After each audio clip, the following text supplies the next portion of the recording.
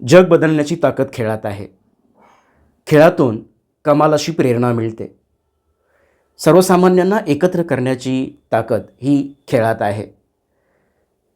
अन्य कोणत्याही दुसऱ्या प्रकारात अशा पद्धतीची ताकद नाही. तरुणांशी तरुणांच्या भाषेत संवाद साधण्याची कला ही खेळात आहे.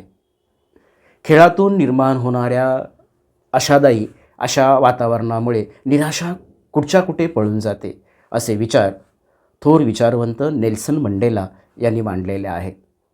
नमस्कार मित्रांनो, ज्ञानम यूट्यूब चॅनलमध्ये आपणा सर्वांचं मनापासून स्वागत करतो. खेळाचा अतिरेक होतोय का, या विषयांवर बोलणार आहोत. गेल्या काही दिवसांपासून समाज माध्यमावर एका सुप्रसिद्ध अशा वृत्तपत्रातील एक टिपण, एक बातमी सर्वांचं लक्ष वेधून घेते आणि त्या बातमीमध्ये खेळाविषयीचे विचार प्रकट केलेले आहेत.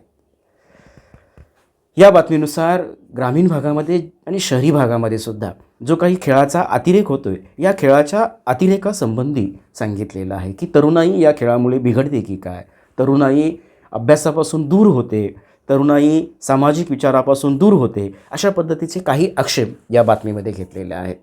खरं म्हणजे या बातमीतल्या काही जो भाग आहे हा खरोखरच सर्वसामान्यांना, पालकांना विचार करण्यासारखा आहे. खेळ आणि या खेळामुळे तरुणाई बिघडते का, तर नाही.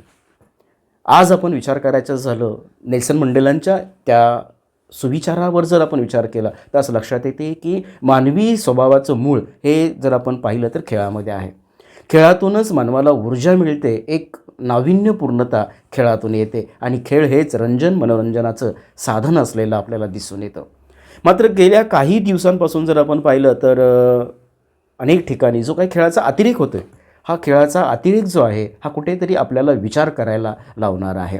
मी एक शिक्षक आहे आणि मलासुद्धा यातल्या काही गोष्टी ह्या शाळेमध्ये सुद्धा जाणवतात आणि त्या या ठिकाणी त्या बातमीच्या निमित्ताने आपणासमोर मांडणं हे मला योग्य वाटलं आणि म्हणून आजच्या या भागामध्ये आपण खरोखरच खेळातून मानसिकता बिघडते का. पाऊस संपला की त्यानंतर ऑक्टोबर महिन्यापासून हे खेळाचं वातावरण सुरू होतं.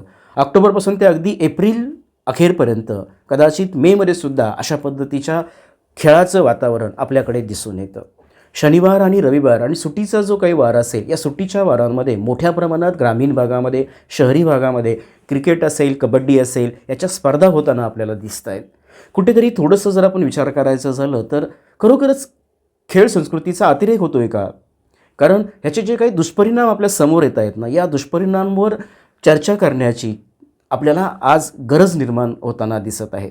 याचे परिणाम आपल्याला पुढील 5-10 वर्षानंतर निश्चितपणे जाणवतील. आज जी 5वीपासून 10वीपर्यंतच्या वर्गामधली जी मुलं आहेत, जे तरुण आहेत, या तरुणांना त्या ठिकाणी आपलं असं लक्षात येईल की या मुलांवर, या विद्यार्थ्यांमध्ये कुठेतरी अभ्यासाचं वातावरण हे कमी झालेलं आपल्याला दिसून येतं आहे. जो होमवर्क आहे, गृहपाठ ज्याला आपण म्हणतो, हा गृहपाठ कुठेतरी या मुलांचा कमी होताना आपल्याला दिसतो आहे आणि त्यामुळे पालकांनी, विचारवंतांनी, शिक्षकांनी कुठेतरी चिंता व्यक्त करायला सुरुवात केलेली आहे की सुट्टीच्या दिवशी ही सर्व जी मुलं आहेत किंवा मुंबईतून येणारे जे तरुण आहेत, ही सर्वजणं खेळाच्या मैदानावर आपल्याला दिसतात. गावाच्या बाहेर, शहरांच्या क्रीडांगणावर त्या ठिकाणी जी काय अमाप अलोट अशी जी गर्दी दिसते खेळांसाठीची, ही आपल्याला त्या ठिकाणी एका अर्थी सुखावणारीसुद्धा असते आणि एका अर्थी विचार करणारीसुद्धा आहे. कारण ही सगळी जी तरुणाई आहे, ही तरुणाई त्यांच्या दिवसातील जे काही 8-10 तास आहेत, हे 8-10 तास पूर्णपणे त्या खेळाच्या मैदानावर त्या ठिकाणी घालवताना आपल्याला दिसतात. मग हे 8-10 तास शनिवार रविवारचे जर आपण पकडले तर 2 दिवसाचे जवळपास 16 तास तरुणाई त्या ठिकाणी क्रीडांगणावर आपल्याला दिसते. खेळ मानवाला नकोत का, तर मानवाला खेळ हे हवेतच. मात्र त्या ठिकाणी कोणत्याही पद्धतीचा जेव्हा अतिरेक होतो, हा अतिरेक अधोगतीकडे नेणारा असतो आणि म्हणून यावर आपल्याला विचार करायला आज आवश्यकता आहे. खेळ हवेतच, मात्र या खेळातून साधणारी जी काही प्रगती आहे, या प्रगतीचा कुठेतरी आपण विचार करायला पाहिजे. नुसतं खेळ खेळून त्या ठिकाणी प्रगती साधेल का, तर नाही साधणार.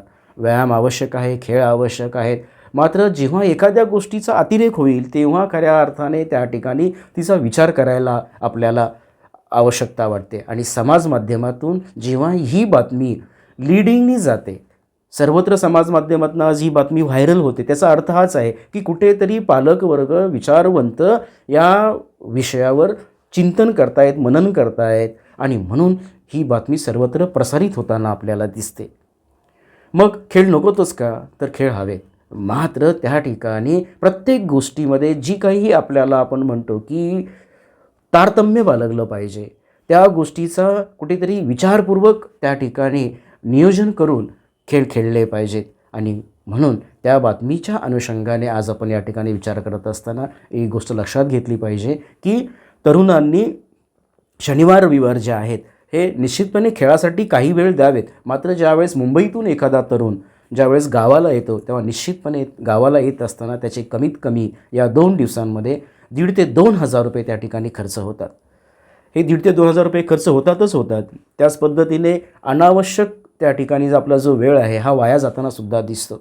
अनेक जणं पूर्ण आठवड्याभर क्रिकेटचाच किंवा कबड्डीचाच विचार करताना आपल्याला दिसतात आणि मग त्यामुळे काय होतं की कामाकडे त्यांचं दुर्लक्ष होतं. इतर आपल्या ज्या काही कर्तव्याच्या बाबी आहेत या कर्तव्याच्या बाबींकडे त्यांचं कुठेतरी दुर्लक्ष होतं आहे.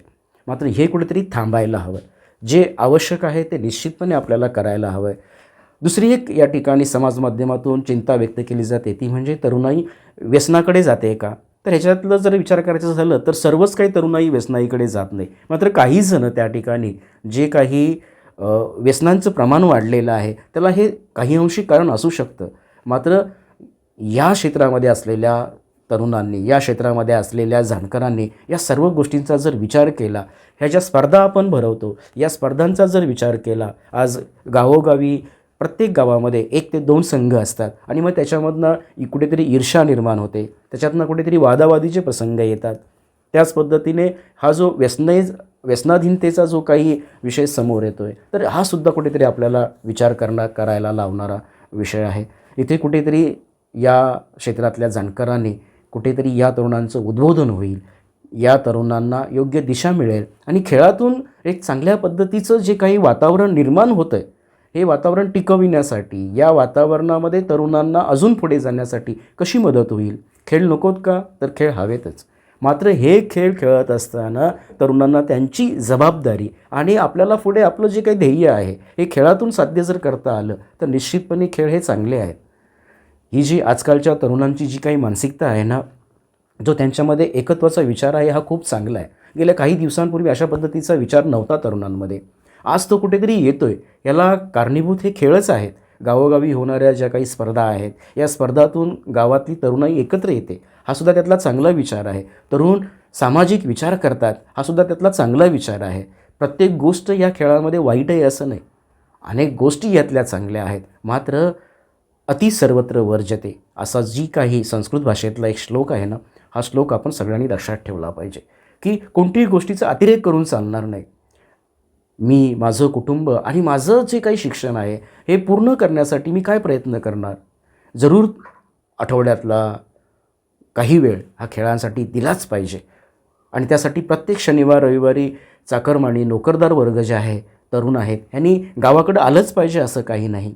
त्यासाठी योग्य असं नियोजन प्रत्येकाने करायला पाहिजे. अनेक तरुण असे सुद्धा आहेत जे क्रिकेटवीर आहेत, जे चांगल्या पद्धतीचं क्रिकेट खेळतात, पण त्यांचं प्रथम जे काही उद्दिष्ट असतं ते म्हणजे आपली नोकरी, आपला कामधंदा आणि त्यानंतर खेळ. असे अनेक तरुण मला माहिती आहेत, अनेकांना माहिती आहेत. तर ते तरुण कशा पद्धतीचं नियोजन करतात वेळेचं, याचंसुद्धा मार्गदर्शन या संघांनी जे काय आहेत त्यांनी घेणं गरजेचं आहे. आणि कुठे थांबायचं आणि कुठे सुरुवात करायची याचा जर प्रत्येकाने विचार केला तर निश्चितपणे ही खेळ संस्कृती जी आहे जी बहरत चाललेली आहे. खरं म्हणजे खेळ संस्कृतीचा वटवृक्ष गावोगावी झालेला आहे, परंतु हा वटवृक्ष होत असताना कुठेतरी योग्य दिशा देण्याची गरज आहे. हे जे काय आयोजक मंडळं जे आहेत या आयोजक मंडळांनी सुद्धा नुसता खेळावरच कॉन्सन्ट्रेशन न करता खेळाच्या अनुषंगाने अनेक ज्या काही स्पर्धा परीक्षा असतील किंवा शैक्षणिकदृष्ट्या शिबिर असतील त्यांचंसुद्धा कधीतरी आयोजन केलं पाहिजे.